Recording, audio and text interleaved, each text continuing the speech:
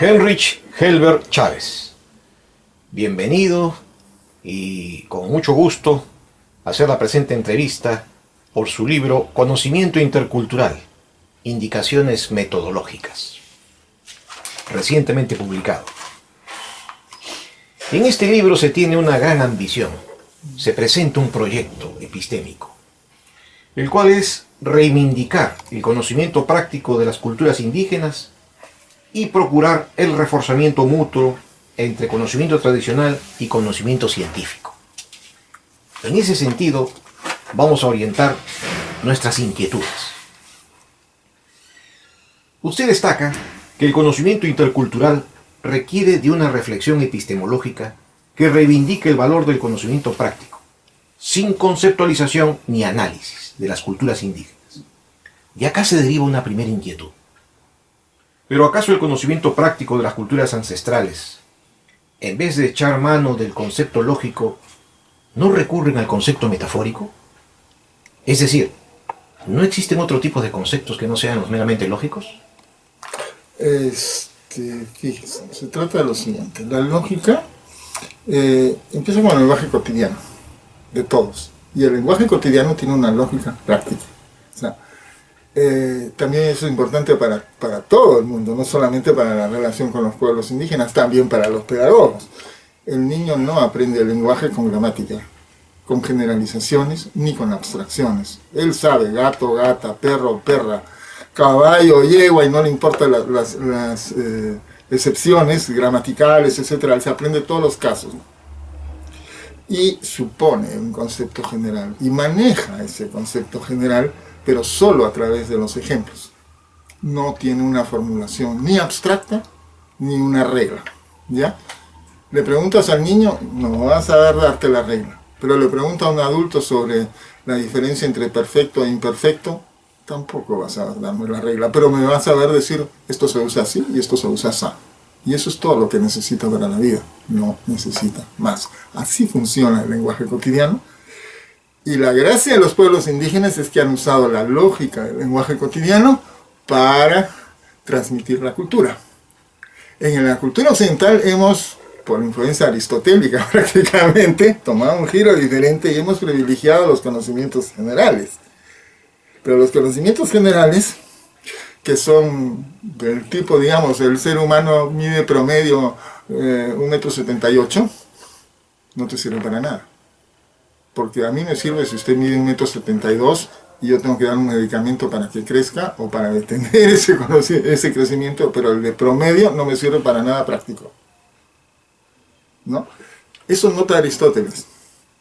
Y dice, con una sentencia muy fuerte que yo ya no asumiría con esa fuerza hoy día, que si queremos curar a Sócrates acude donde el práctico, es decir, donde el médico tradicional, no donde el científico, porque el científico sabe las cosas generales de la medicina para la humanidad, tiene conocimientos generales, no puede actuar. El que puede actuar sobre Sócrates es el práctico. Pero yo creo que 2000 años después, los conocimientos generales también tienen una influencia en la práctica, son como recomendaciones. O sea, sabemos que, claro, Aristóteles no tenía estadísticas, sabemos que el 58% de este medicamento puede ayudar para tal cosa, y eso es como una recomendación. Sí, pero todavía falta el salto a decidir si lo aplico o no lo aplico, y todos sabemos que aplicar un medicamento en una persona, que es un particular, no se deja disolver en casos generales. O sea, en la humanidad en general lo cura, pero a este particular podría tener problemas, por ejemplo, alergia. En ese caso, por ejemplo, en vez de curarlo, de repente hasta lo daño o lo mato. Y esa decisión la tiene que tomar el médico. O sea, nosotros tenemos que combinar conocimientos científicos con conocimientos prácticos todo el tiempo. ¿Nos hemos dado cuenta de eso?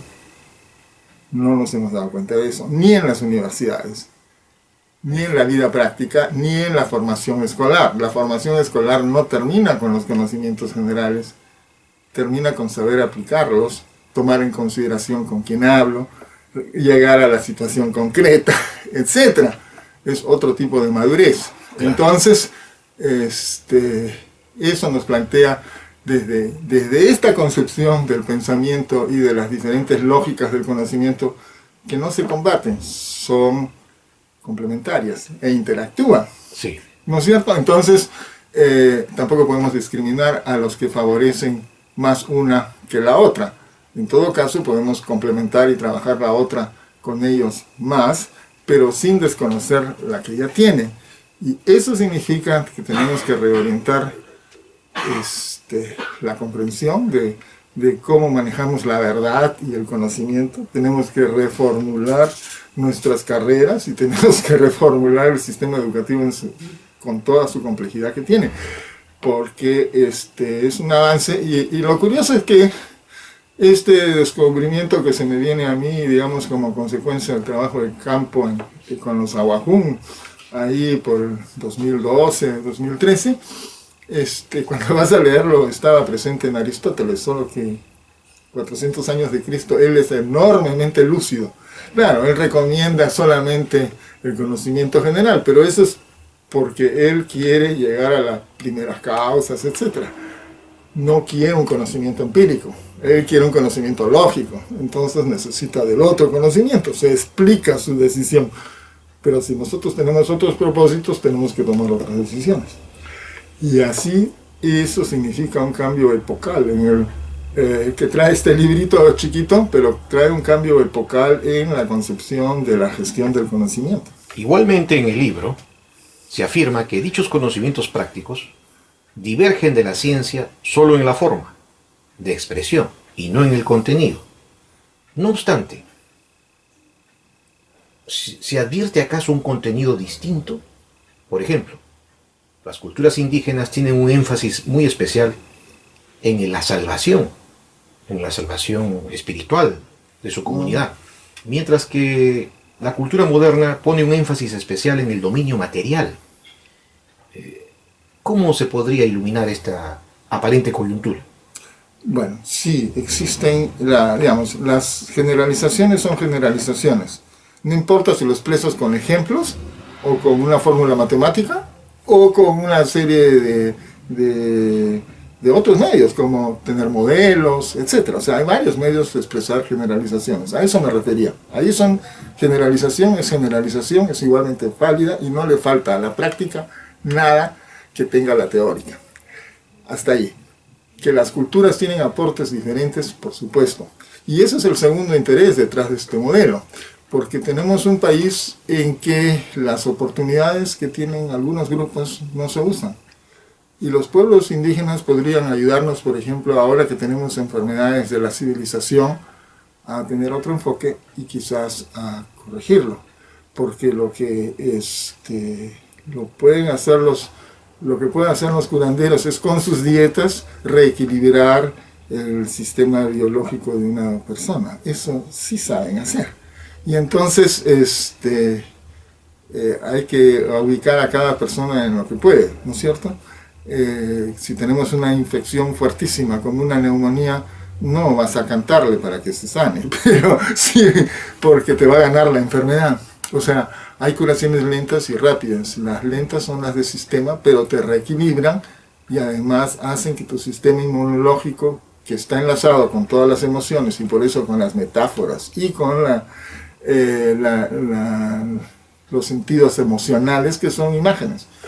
Las emociones se explican más que nada con imágenes y no con descripciones literales de la realidad, ¿no? Cuando ya estamos calmados decimos ya el accidente fue así. Cuando no estamos calmados gritamos, lloramos y damos puras imágenes. Fue terrible, fue como un incendio, fue como si me abrazara. Cuando ya aterrizamos, nos calmamos y hacemos más objetivos. Pero los pueblos indígenas ofrecen, por ejemplo, en términos de salud, pero también ofrecen mucho en términos de organización política, de cómo conducir sociedades. Nos ofrecen mucho en términos de educación. Son sociedades que logran que sus individuos se inserten en su sociedad y que funcionen y que sean solidarios. Y nosotros tenemos un severo problema de violencia casera, callejera y de todo tipo porque nuestros individuos no se solidarizan con esta sociedad. Ese es el problema principal, ¿no? Y es un problema educativo Y no lo estamos enfrentando así, creen que es un problema psicológico, no, es un problema educativo que además se conecta con tu sistema económico, porque el sistema económico es el que te está diciendo sé individualista, sé competitivo, es decir, combativo, solo sácate tú adelante, entonces a la persona y al niño le quitas todas las normas menos esas, y eso es terrible. Claro. ¿No? Entonces, ahí hay que hacer una reingeniería social, pero hay que aprovechar las oportunidades y las enseñanzas que nos dan los pueblos, así como los pueblos están aprovechando de algunas. Por ejemplo, muchas culturas de ellos tenían formas extremas de violencia y ya las están suprimiendo.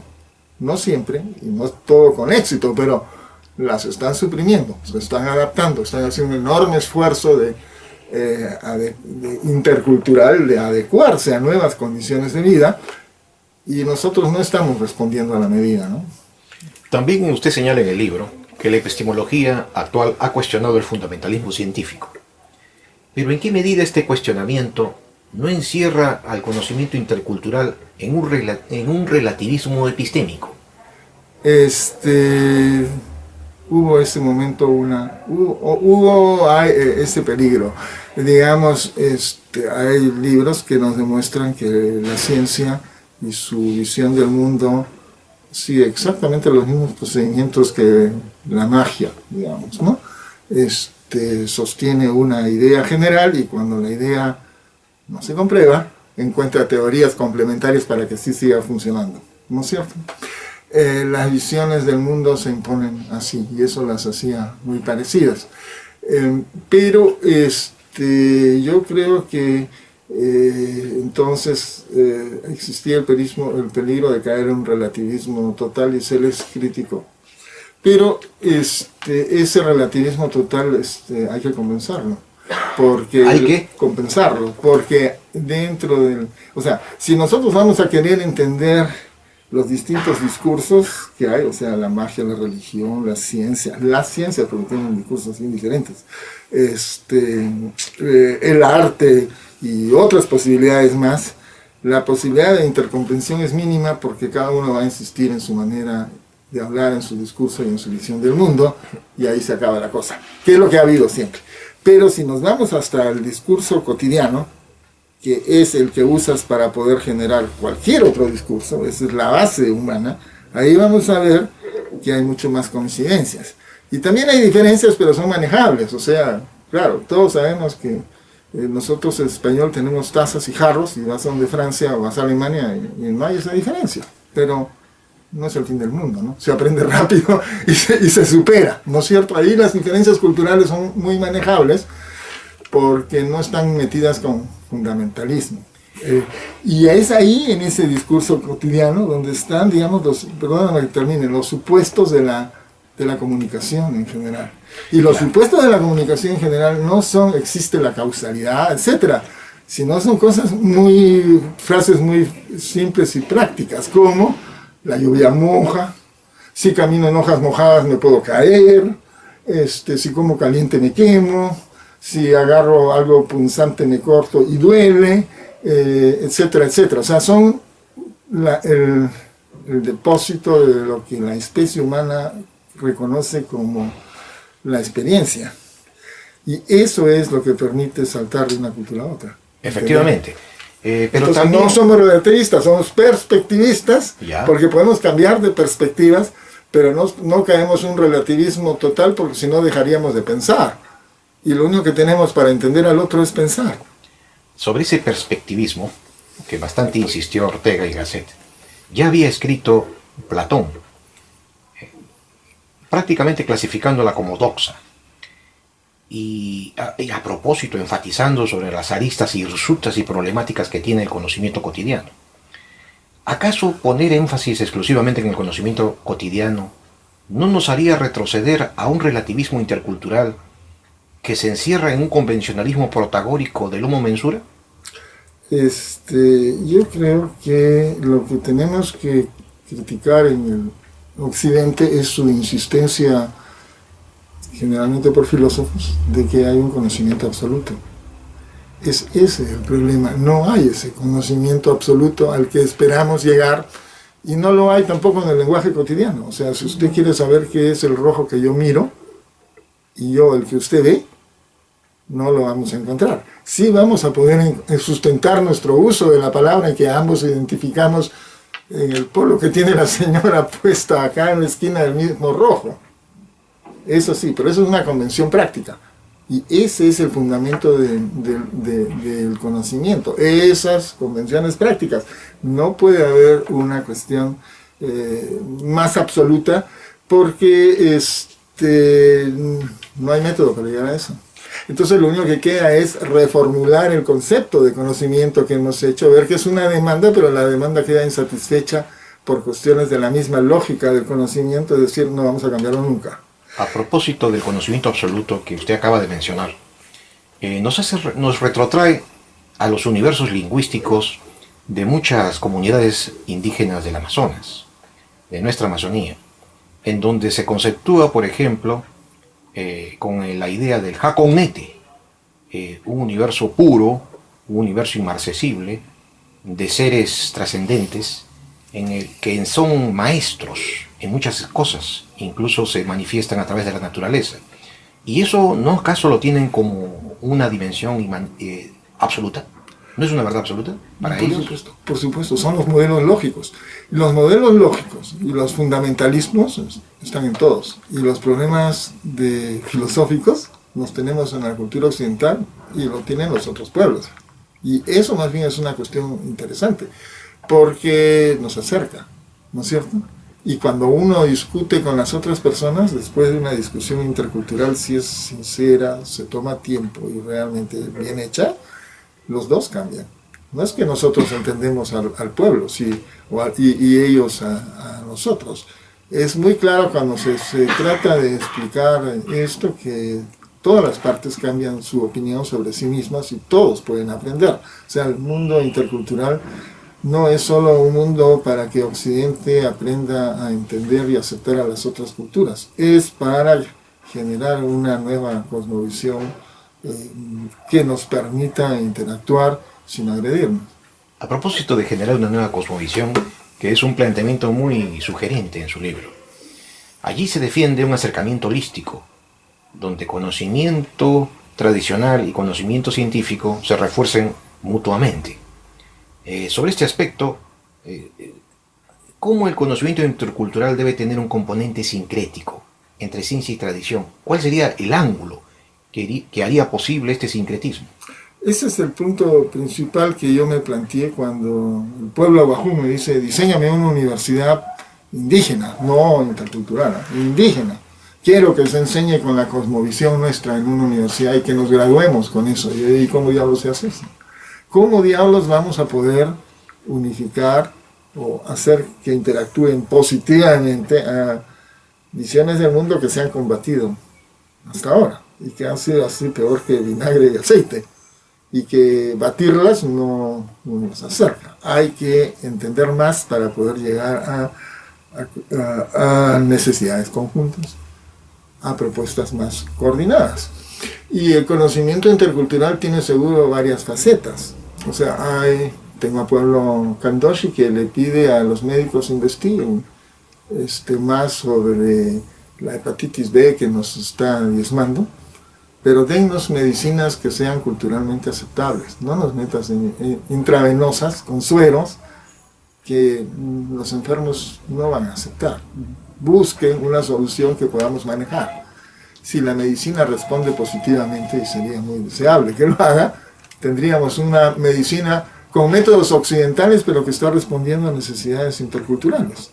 Lo mismo también se está dando. ¿Sabe usted, por ejemplo, a mucha gente shipibo tienen cantidades de pacientes norteamericanos, mexicanos, de todo el mundo, y ellos tienen que diseñar una especie de aprendizaje con el ayahuasca, que no es el que transmiten a los propios shipibo, que es otro, para que estos pacientes puedan manejar mejor sus cánceres y sus problemas emotivos, y detrás de los emotivos también sus enfermedades y sus desequilibrios. Y entonces ahí también hay, por el lado de la medicina, ya un avance de la medicina tradicional que se acerca al mundo occidental para cumplir con propósitos occidentales. Y luego hay mil y una formas de colaborar. Eso se ve mucho, sobre todo en el trabajo de médicos que conocen la medicina tradicional y que pueden combinar efectos de una y la otra en terapias especialmente diseñadas para casos concretos, o sea, para casos particulares, se te da esto con esto y el otro, ¿no es cierto? Todo esto existe. El problema se nos hace a nosotros no cuando es algo práctico, sino cómo compatibilizar los marcos de referencia, ¿no es cierto? Y eso significa hacer un esfuerzo por entender esas otras culturas más. Y ese esfuerzo hay que emprenderlo. Lo he emprendido personalmente, no está en este libro del todo, sino por pedacitos, pero tenemos que emprender una nueva comprensión de las creencias de las personas, que no repita lo mismo que la ilustración. O sea, que no midan las creencias por existen, no existen, porque esa no es la lógica de las creencias. La lógica de las creencias es distinta. La lógica es actúa, no actúa, sirve, no sirve. Y muchas veces los imaginarios, porque son las divinidades, son finalmente ilustraciones gramaticales, actúan. Y la clave de interpretación de esto me lo dio el libro del Tao. El libro del Tao dice muy claramente en un párrafo ahí que los espíritus actúan. No es que son verdaderos o falsos, actúan. Y entonces hemos aplicado desde el medioevo la lógica equivocada y claro, siempre llegamos a la conclusión no hay. Claro que no pueden ser espíritus y ser parte de la experiencia normal, porque por definición no son. Estamos encontrando lo que ya sabíamos todo el rato, que no hay. Entonces, ¿quiere decir que todas esas creencias son absolutamente inútiles? No, porque ayudan a regular la sociedad, ayudan a regular las relaciones con el medio ambiente, la producción, toda la sociedad se basa en eso. Entonces tienen un sistema regulativo. Los espíritus son reguladores sociales y ver un espíritu o no ver un espíritu puede ser un indicador, por ejemplo, estoy abusando de la naturaleza, ¿no? ¿Y quién trabaja eso? El subconsciente colectivo, etc. Entonces hay modos de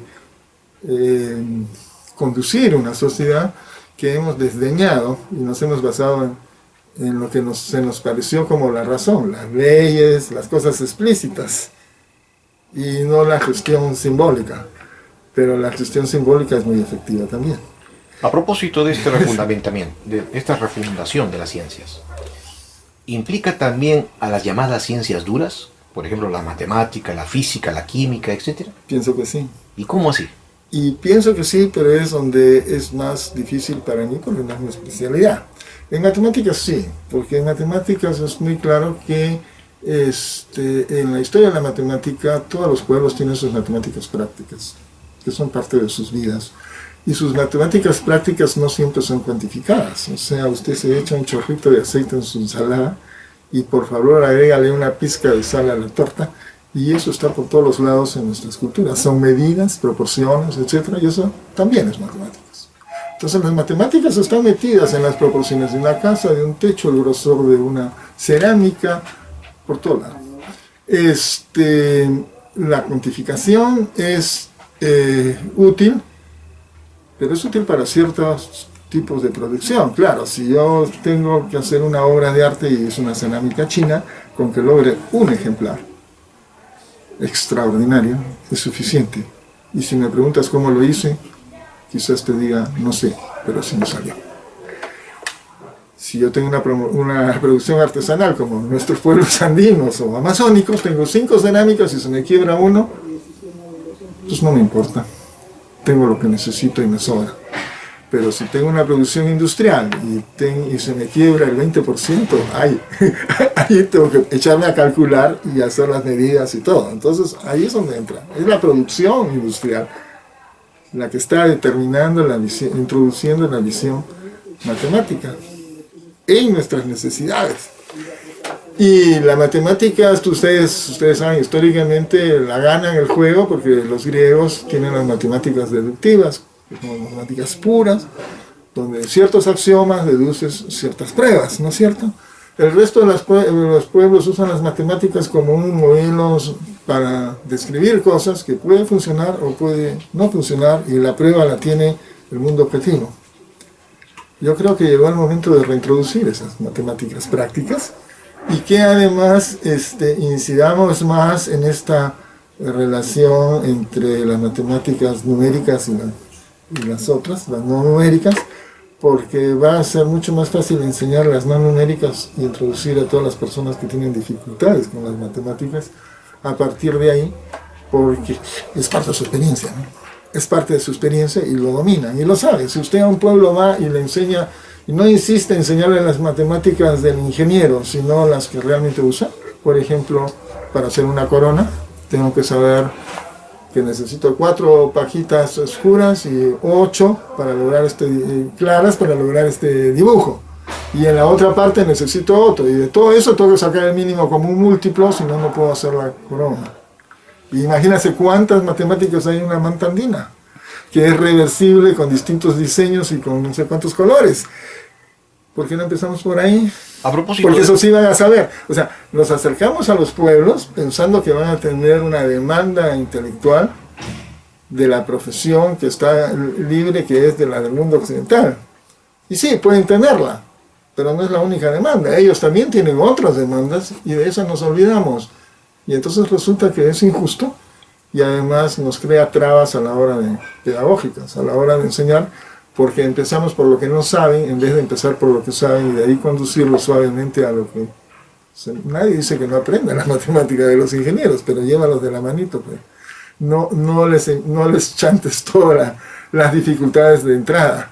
Y eso hacemos en muchos estudios, ¿no? Se habrán dado cuenta en las universidades también, se hace física, química, todo esto. Ahora, el problema con la física y química, si me permite un ratito, es que tenemos conceptos como tiempo y espacio, que desde que se crea la mecánica, con Newton decide que va a usar todo lo que se mide, y el concepto de tiempo y de espacio es por la medida, pero la medida del espacio tridimensional, así como mis dedos, es una metáfora, eso es una imagen. El espacio no tiene forma. El espacio le introducimos medidas y lo generamos a partir de esas introducciones. Y no porque funcione un sistema de medidas es que ya sea cierto, porque podríamos quedar en otras medidas. Puedo hacer esferas, puedo hacer pirámides, puedo hacer la medida geométrica que me den en gana y medir todo el espacio en el mundo sin contradicciones, siempre con eso.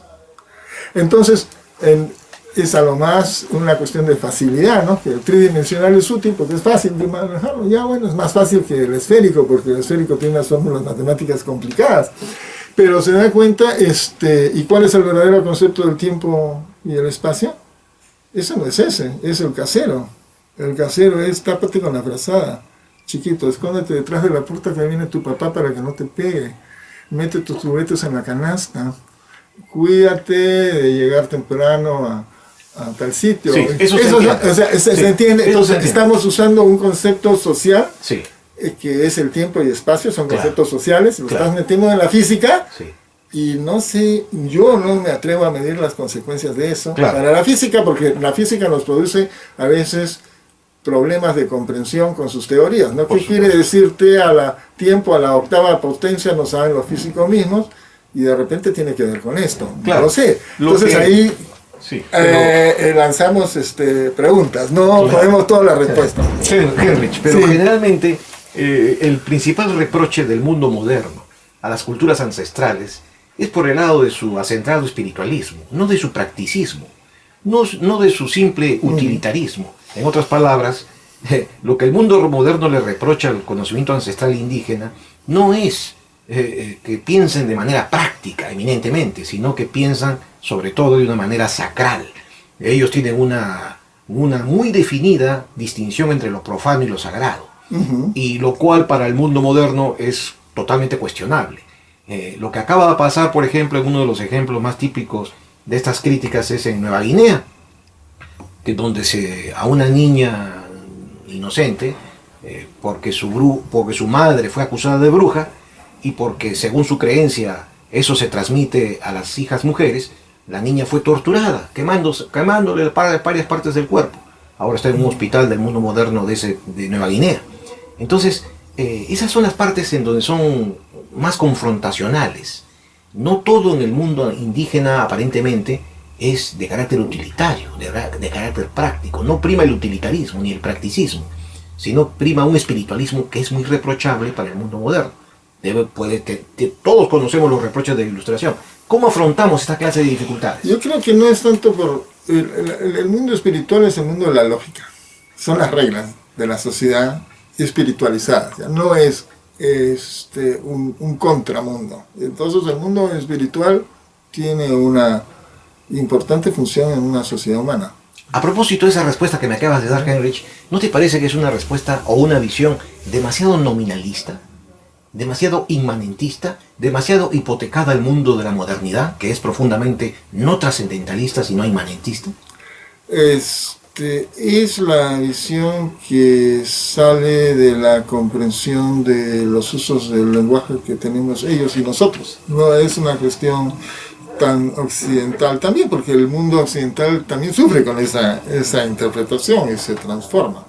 Está como al medio, como que no es ni mentalista ni materialista, está al medio, porque lo que dice es que es el lenguaje quien te dice que es espiritual y es el lenguaje el que te dice que es material y es el que te pone las reglas. Y ese lenguaje, esa es la herencia de la especie humana. Eso tiene, qué sé yo, claro, millones de años de tradición, y es eso que se refleja en estos mecanismos del lenguaje cotidiano que te he dicho. Entonces hay que comprender eso.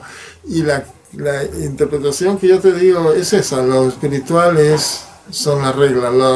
Los machiguenga que están en el cielo y son transparentes y luminosos, ellos son el modelo de la cultura, ¿no es cierto? ¿Ya? Ellos son el modelo lógico, así queremos ser. Nadie va a ser como ellos. Claro, ahora, claro. Lo que tú me dices pero es modelo lógico para nosotros, modernos, porque para ellos es modelo ontológico.